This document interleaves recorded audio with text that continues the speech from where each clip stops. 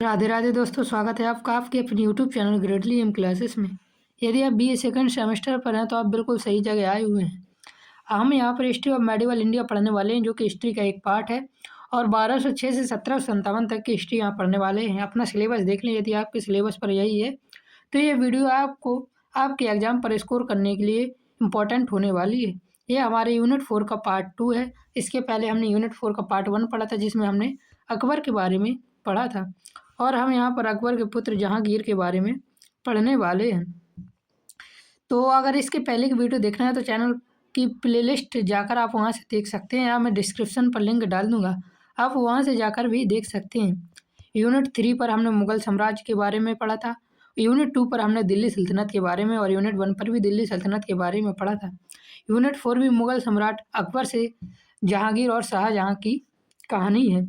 तो चलिए यूनिट 4 का पार्ट 2 शुरू करते हैं। अगला पार्ट हमारा शाहजहाँ पर होने वाला है। पीडीएफ के लिए आपको पता ही होगा कैसे मिलेगा, और नहीं तो मैं आपको वीडियो के आखिरी में बताने वाला हूँ। देखिए, मुग़ल सम्राट जहांगीर का शासनकाल 1605 ईस्वी से 1627 ईस्वी तक रहता है। 1605 में यह शासक बनता है और 1627 ईस्वी में मृत्यु हो जाती है। अकबर की मृत्यु के बाद मुग़ल साम्राज्य एक ऐसे चरण में प्रवेश करता है जहां साम्राज्य की नींव तो मजबूत थी, लेकिन आंतरिक पारिवारिक संघर्ष और दरबारी राजनीति तेज हो गई। इसी समय अकबर के पुत्र जहांगीर ने शासन संभाला था। अकबर की मृत्यु के बाद मुग़ल साम्राज्य मजबूत तो था, नींव भी थी और मजबूत थी, लेकिन आंतरिक पारिवारिक संघर्ष बढ़ गया था। दरबार राजनीति तेजी से होने लगी और यहीं पर अकबर के पुत्र जहांगीर ने शासन संभाला था। जहांगीर का शासनकाल मुग़ल इतिहास में संक्रमण काल माना जाता है। ना तो यह अकबर के जैसा महान सुधारक सिद्ध हुए और ना ही शाहजहाँ जैसे भव्य निर्माता सिद्ध हुए, परंतु इसके बावजूद उनका शासनकाल कई दृष्टियों से महत्वपूर्ण रहा है, क्योंकि उन्होंने मुग़ल साम्राज्य को एक लंबे समय तक बचा कर रखा था। आगे देखिए दिया हुआ है, सुरक्षित रहा, प्रशासन चलता रहा और विदेशी व्यापारियों का भारत में आगमन बढ़ा। इसलिए शाहजहाँ के पहले न तो ये शाहजहाँ जैसा था, ना ही अकबर जैसा था। जहांगीर के जन्म एवं प्रारंभिक जीवन को एक बार देखते हैं। जहांगीर के बचपन का नाम सलीम था। जहांगीर के बचपन का नाम सलीम था। अकबर को लंबे समय तक कोई संतान नहीं हो रही थी, जिससे वे अंत चिंतित रहे थे। अकबर ने अजमेर स्थित प्रसिद्ध सूफी संत शेख सलीम चिश्ती की दरगाह पर मन्नत मांगी। अकबर को कभी लंबे समय तक संतान प्राप्ति नहीं हुई, इसलिए उसने अजमेर स्थित सूफी संत शेख सलीम चिश्ती की दरगाह पर मन्नत मांगी और 30 अगस्त 1569 ईस्वी को एक पुत्र का जन्म हुआ, जिसके नाम उसी संत के नाम पर सलीम रखा गया। तो 30 अगस्त 1569 जहांगीर का जन्मदिन है। इसी दिन जहांगीर का जन्म हुआ था। जहांगीर का जन्म सलीम इसलिए रखा गया क्योंकि वह शेख सलीम चिश्ती की दरबार से मन्नत मांगने से हुआ था। तो याद रखना, क्वेश्चन पूछा जा सकता है, जहांगीर का बचपन का नाम सलीम किसके नाम पर हुआ था? तो याद रखना, सूफी संत शेख सलीम चिश्ती के नाम पर जहांगीर का नाम सलीम रखा गया था। अकबर सलीम को ईश्वर का वरदान मानते थे, इसलिए उनका पालन पोषण में विशेष ध्यान दिया गया। आगे देखते हैं, सलीम की माता हरका बाई थी। याद रखना, सलीम के पिता अकबर और उनकी माता का नाम हरका बाई थी। इंपॉर्टेंट क्वेश्चन, जो आमेर के राजा भारमल की पुत्री थी। इस प्रकार सलीम के रक्त में मुगल और राजपूत दोनों का समन्वय था, अर्थात सलीम मुगल और राजपूत दोनों वंशज का माना जा सकता है, क्योंकि इसकी माता राजपूत और पिता अकबर मुसलमान थे, जिसने आगे चलकर मुगल राजपूत संबंधों को भी प्रभावित किया। आगे देखते हैं, आगे दिया हुआ है जहांगीर का राज्य अभिषेक। जहांगीर का राज्य अभिषेक 25 अक्टूबर 1605 ईस्वी को हुआ। अकबर की मृत्यु के बाद सलीम ने मुगल सिंहासन संभाला था। राज्य अभिषेक के बाद उन्होंने अपना नाम जहांगीर रखा। जहांगीर का नाम जहांगीर कब रखा गया, या ये पूछा जा सकता है सलीम का नाम जहांगीर कब रखा गया? तो याद रखना, 15 अक्टूबर 1605 में सिंहासन संभालने के बाद उन्होंने अपना नाम जहांगीर रखा था, जिसका अर्थ होता है विश्व को जीतने वाला। जहांगीर का अर्थ होता है विश्व को जीतने वाला। जहांगीर ने 1605 ईस्वी से 1627 ईस्वी तक लगभग 22 वर्षों तक शासन किया। प्रारंभ में उनका शासन अपेक्षाकृत शांत रहा, लेकिन शीघ्र ही वह अपने पुत्रों और दरबारियों से चुनौतियों का सामना करना पड़ा। जहांगीर ने कब तक शासन किया, याद रखना 1605 ईस्वी 1627 ईस्वी तक किया था। जहांगीर का राज्य अभिषेक 5 अक्टूबर 1605 ईस्वी में हुआ था और इसी समय उन्होंने अपना नाम जहांगीर रखा था। जहांगीर का नाम सलीम क्यों था, ये भी इम्पोर्टेंट क्वेश्चन है, याद रखना। आगे देखते हैं। आगे दिया हुआ है जहांगीर के विवाह और संतानों के बारे में यहाँ पर जानकारी दी हुई है। जहांगीर के पारिवारिक जीवन का उसके शासन पर गहरा प्रभाव पड़ा। उन्होंने कुल 5 विवाह किए, जिनमें कई राजकुमार उत्पन्न हुए और आगे चलकर उत्तराधिकार के संघर्ष पैदा हो गए। पहली पत्नी मानबाई थी, याद रखना इम्पोर्टेंट क्वेश्चन है, जो कि राजा मान सिंह की बहन थी। उसने जहांगीर को पुत्र खुसरो हुआ। पहली पत्नी मानबाई से जहांगीर का पुत्र खुसरो हुआ। खुसरो भी एक इम्पोर्टेंट पात्र होने वाला है हमारा, तो याद रखना यह किसका पुत्र था, तो यह मानबाई का पुत्र था, जो कि राजा मान सिंह की बहन थी। दूसरी पत्नी जगत गोसाई हुए, जिनसे पुत्र खुर्रम उत्पन्न हुए और जो आगे चलकर शाहजहां कहलाए थे। अब आगे देखते हैं। आगे दिया हुआ है, अन्य पत्नियों से जहांगीर को सहराय और परवेज नामक 2 पुत्र हुए। जहांगीर को सबसे प्रभावशाली पत्नी नूरजहां थी, जिन्होंने आगे चलकर शासन में अत्यधिक हस्तक्षेप भी किया। पूछा जा सकता है जहांगीर की सबसे प्रिय पत्नी कौन थी, तो याद रखना नूरजहां थी। आगे देखिए दिया हुआ खुसरो का विद्रोह। खुसरो का विद्रोह इम्पोर्टेंट है, क्योंकि यह क्या नाम आता है, जहांगीर के भाई थे, जो कि अकबर के ही पुत्र थे। एक के शासनकाल में सबसे गंभीर समस्या उनके पुत्र खुसरो का विद्रोह था। अरे मैंने गलत बोल दिया है, जहांगीर का पुत्र खुसरो था और खुसरो किसका, शाहजहां का भाई था। जहांगीर का पुत्र खुसरो शाहजहां का भाई था और खुसरो ने विद्रोह किया। खुसरो स्वयं को मुगल सम्राट बनाना चाहता था और कई बार दरबारी अमीरों का समर्थन भी प्राप्त था। किसको अमीरों का समर्थन प्राप्त था, तो खुसरो को। जहांगीर ने विद्रोह को दबाते हुए खुसरो को आगरा के किले में कैद कर दिया। जहांगीर ने विद्रोह को दबाया और खुसरो को कहाँ कैद कर दिया, आगरा के किले में कैद कर दिया। किंतु खुसरो वहां से भाग निकला और लाहौर पहुंच गया। वहां उसने सिखों के 5वें गुरु अर्जन देव से आर्थिक सहायता प्राप्त की। शाही सेना ने खुसरो को पराजित कर दिया। गुरु अर्जन देव को विद्रोह में सहायता देने के आरोप में मृत्युदंड दे दिया गया। इस घटना के बाद सिख और मुगल स्थायी कटुता से उसे उत्पन्न हो गई, क्योंकि अर्जुन देव ने क्या किया था, खुसरो को अपनी शरण दी थी और आर्थिक सहायता दी थी। इसी आधार पर विद्रोह में सहायता देने और आरोप के दंड में मृत्युदंड दे दिया गया और सिख और मुगल का संबंध स्थायी रूप से कठोरता में बदल गया, अर्थात एक दूसरे के दुश्मन हो गए। अब आता है यहाँ से अनारकली से प्रेम। जहांगीर को अनारकली से प्रेम हो जाता है। यह एक ऐतिहासिक परंपरा के नाम से जानी जाती है। इतिहास और लोक कथाओं में जहांगीर और अनारकली के प्रेम की कहानी का उल्लेख मिलता है। कहा जाता है कि सलीम को अनारकली नामक नृत्यांगना से गहरा प्रेम हो गया। अकबर इसी संबंध के सख्त विरोधी थे। अनारकली को दरबार से निकालकर दूर भेज दिया गया। कुछ समय बाद अनारकली की मृत्यु हो गई। कहा जाता है कि जहांगीर ने 1615 ईस्वी में लाहौर में उनकी एक कब्र पर एक मकबरा बनवाया। यद्यपि इतिहासकार इस कथा को पूर्णतः प्रमाणित नहीं मानते हैं, फिर भी ये कहानी बहुत ही इम्पोर्टेंट है।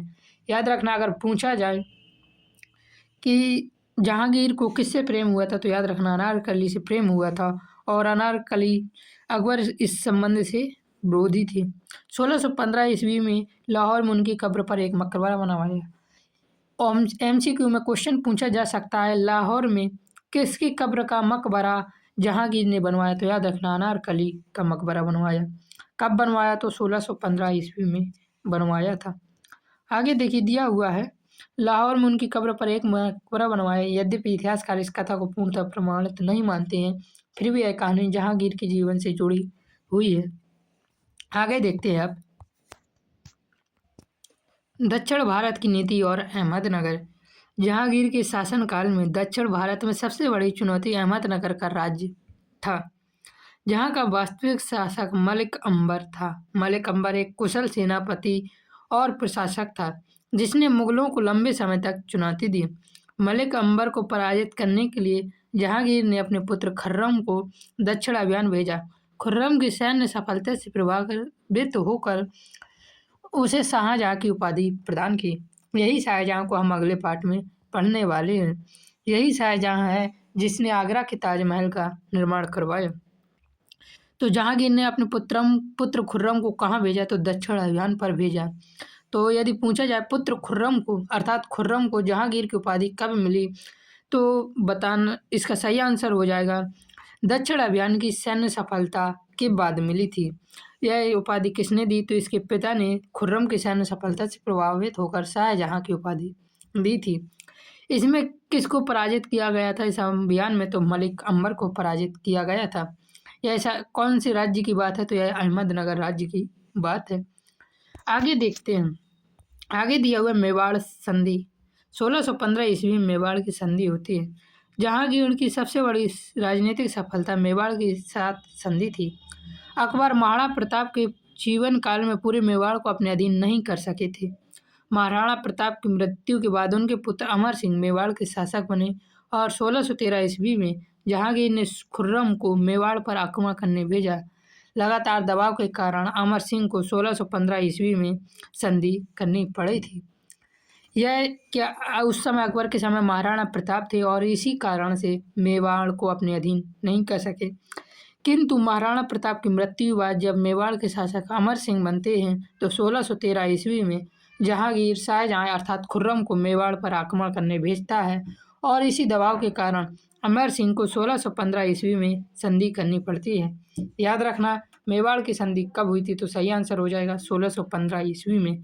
किसके किसके बीच हुई थी, तो जहांगीर और मेवाड़ के शासक अमर सिंह के बीच हुई थी, या कह सकते हैं खुर्रम और अमर सिंह के बीच हुई थी। किंतु खुर्रम उस समय राजकुमार था, तो इसलिए जहांगीर के बीच मानी जाएगी। इस संधि की आप प्रमुख शर्तें देखते हैं। चलिए, इस संधि की काफ़ी शर्तें हुई जो कि मेवाड़ की संधि थी, तो देखिए इसकी शर्तें भी देखते हैं। अमर सिंह ने मुगलों की अधीनता स्वीकार कर ली थी। कब कर ली थी, 1615 ईस्वी 1613 ईस्वी में युद्ध हुआ और 1615 ईस्वी में संधि करनी पड़ी थी। मुगल और राजपूतों के बीच वैवाहिक संबंध नहीं होंगे, ये भी संधि हुई। अमर सिंह ने अपने पुत्र करण सिंह को मुगल दरबार में भेजा। चित्तौड़ का किला अमर सिंह को लौटा दिया गया, लेकिन किले की मरम्मत नहीं की जाएगी। यह मुगल राजपूत संबंधों में से एक महत्वपूर्ण मोड़ सिद्ध हुआ था। तो ये संधि एक महत्वपूर्ण संधि है। चलिए आगे देखते हैं नूरजहां का प्रभाव। नूरजहां जहांगीर के शासनकाल में सबसे प्रभावशाली व्यक्ति नूरजहां थी। इनका वास्तविक नाम मेहरुन्निसा था। इनके पिता ग्यास बेग थे। याद रखना नूरजहां का वास्तविक नाम मेहरुन्निसा था। यह इंपॉर्टेंट क्वेश्चन हो जाता है। नूरजहां का पहले बाबा अली कुल बेग यानी शेर अफगान से हुआ था। उनकी मृत्यु के बाद जहांगीर ने 1611 ईस्वी में मेहरुन्निसा से विवाह किया। याद रखना मेहरुन्निसा से विवाह जहांगीर ने कब किया, तो 1611 ईस्वी में, और उसे नूरजहां की उपाधि दी थी। नूरजहां अत्यंत योग्य, बुद्धिमान और महत्वाकांक्षी महिला थी। अत्यंत योग्य थी, बुद्धिमान थी, किंतु महत्वाकांक्षी थी, अर्थात इसे चीज़ों की लालसा बनी रहती थी। उन्होंने शासक के कई निर्णय में प्रत्यक्ष भूमिका निभाई। कई इतिहासकार जहांगीर के शासनकाल को नूरजहां युग भी कहते हैं। तो किस शासक के शासनकाल को नूरजहां युग कहा जाता है, तो याद रखना जहांगीर के शासनकाल को नूरजहां युग कहा जाता है। आगे देखिए दिया हुआ है जहांगीर की न्यायप्रियता कैसी थी। जहांगीर स्वयं को एक न्यायप्रिय शासक के रूप में प्रस्तुत करना चाहते थे। उन्होंने आगरा के किले के बाहर सोने के जंजीर में लगी 7 घंटियां लगवाईं, ताकि कोई भी पीड़ित व्यक्ति सीधे सम्राट तक अपनी शिकायत पहुंचा सके। यह व्यवस्था जहांगीर की न्याय भावना को दर्शाती है। यद्यपि व्यवहार में इसका प्रयोग सीमित रहा है। तो सोने की जंजीर में लगी 7 घंटियां बनवाई थी। किस लिए बनवाई थी, ताकि यह अपने आप को न्यायप्रिय शासक सिद्ध कर सके। किंतु इसका प्रयोग सीमित रहा, अर्थात ये केवल एक दिखावा था या छलावा था। आगे देखते हैं। आगे दिया हुआ साहित्य एवं कला में प्रेम। जहांगीर कला, चित्रकला और साहित्य के महान संरक्षक थे। उन्होंने अपनी आत्मकथा तुझक ए जहांगीर फारसी भाषा में लिखी। तो याद रखना क्वेश्चन पूछा जा सकता है जहांगीर की आत्मकथा का क्या नाम था, तो इसका नाम था तुझक ए जहांगीर। यह ग्रंथ उनके शासनकाल का एक महत्वपूर्ण ऐतिहासिक स्रोत है। जहांगीर की मृत्यु के बाद इस ग्रंथ को मोहम्मद हादी ने पूरा किया। तो याद रखना जहांगीर की आत्मकथा को किसने पूरा किया था, तो मोहम्मद हादी ने किया था। जहांगीर की आत्मकथा का नाम क्या था, तो तुझक ए जहांगीर था। किस भाषा में लिखी गई, तो फारसी भाषा में लिखी गई थी। आगे देखते हैं दिया हुआ एक क्वेश्चन और यहाँ से पूछा जा सकता है कि जहांगीर के ऐतिहासिक स्रोत में महत्वपूर्ण स्रोत कौन सा है, तो क्या हो जाएगा जहांगीर की आत्मकथा तुझक ए जहांगीरी।